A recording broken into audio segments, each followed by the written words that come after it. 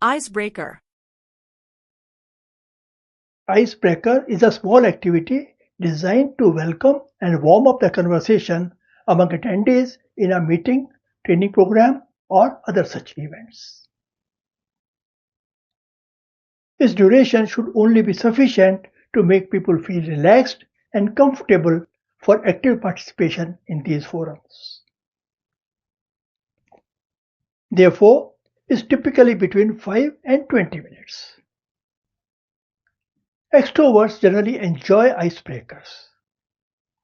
However, some professionals may resent doubting their intelligence and maturity to meet each other independently.